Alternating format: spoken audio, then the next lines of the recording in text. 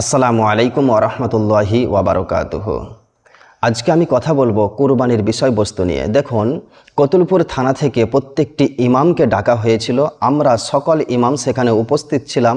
তো কুরবানির বিষয়বস্তু নিয়ে তারা আমাদেরকে কি বার্তা দিয়েছে সেটাই আমি আজকে আলোচনা করব।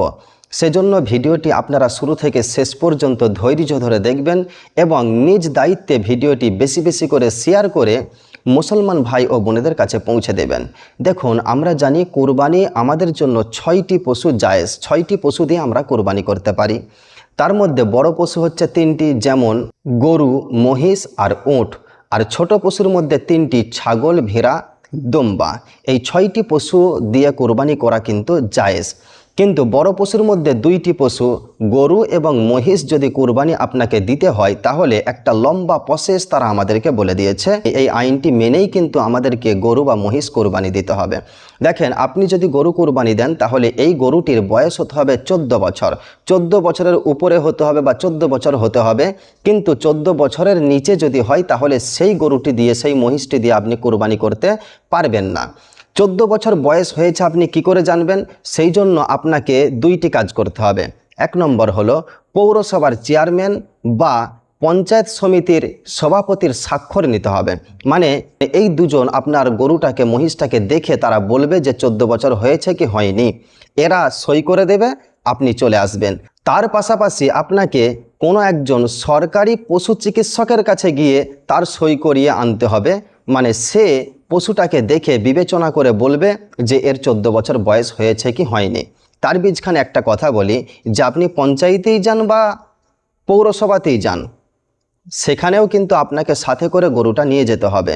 আর যেই সরকারি ডাক্তারের কাছে আপনি যাবেন তার কাছেও কিন্তু গরুটা সাথে করে নিয়ে যেতে হবে।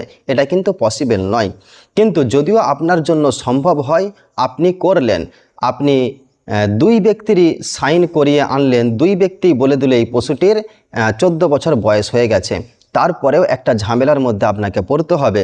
পশুর 14 বছর বয়স হয়ে গেছে এটা নিশ্চিত হয়ে যাওয়ার পরেও আপনি আরও একটি ঝামেলার মধ্যে পড়ে যাবেন। সেটি হলো যে 14 বছর গরু বা মহিষ যদি আপনি কুরবানি দেন 14 বছরের বয়স হয়ে যাওয়ার পরে, তাহলে কিন্তু লাইসেন্স প্রাপ্ত কোনো কসাইখানা যদি থাকে সেই কসাইখানায় গিয়ে আপনাকে কুরবানিটা করতে হবে। মানে লাইসেন্স প্রাপ্ত কসাইখানায় আপনাকে পশুটাকে নিয়ে যেতে হবে এবং সেখানে কুরবানি করার পর আপনি গোশতটা বাড়িতে নিয়ে আসতে পারেন। তার মানে সেখানেও কিন্তু আপনাকে সাথে করে গরুটা নিয়ে যেতে হবে। তো 14 বছর বয়স হয়ে যাওয়ার পরে আপনি যদি লাইসেন্স প্রাপ্ত কসাইখানায় নিয়ে যান, এটা হচ্ছে সবচেয়ে বড় ঝামেলা। কারণ হচ্ছে আমাদের এই আশেপাশে, মানে আমাদের এই কতুলপুর থানার আশেপাশে কিন্তু লাইসেন্স প্রাপ্ত কসাইখানা একটাও নাই। আর যদিও থাকে, ওইখানে গরুটা নিয়ে যাবেন, কুরবানি করবেন, আবার গোশতটা নিয়ে আসবেন। এটা একটা লম্বা প্রসেস। এটা কোনো ব্যক্তির জন্য পসিবল নয়, কোনো ব্যক্তির জন্য সম্ভব নয়। এখন আপনি মনে করছেন যে এত বড় একটা আইনকে যদি আমরা মানতে যাই তাহলে আমাদের জন্য কুরবানি দেওয়া সম্ভব হবে না। অতএব আমরা যেমনভাবে গরু কুরবানি দিচ্ছিলাম তেমনভাবেই আইনকে অমান্য করে কুরবানি দেব, এটা কিন্তু আপনি ভুল করবেন। কারণ এই আইনটিকে অমান্য করে আপনি গরু বা মহিষ কুরবানি দেন তাহলে 1950 সালের আইন অনুযায়ী আপনাকে 1000 টাকা ফাইন করা হবে। মানে 1000 টাকা জরিমানা আপনাকে দিতে হবে এবং 6 মাসের জন্য আপনার জেল হতে পারে। 6 মাসের জন্য আপনার জেল হয়ে যাবে। তো এত বড় লম্বা একটা প্রসেস আপনি পূরণ করতে পারবেন না।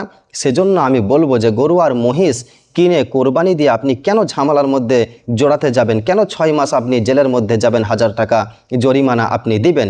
সেজন্য আমি বলবো, আমার মুসলিম ভাইদেরকে বলবো যে ছাগল, ভেড়া, দুম্বা, উট, এই 4টে যেহেতু অপশান আমাদের মধ্যে আছে, আমাদের এই 4টি থেকে যে কোনো একটি কোরবানি দেওয়া উচিত।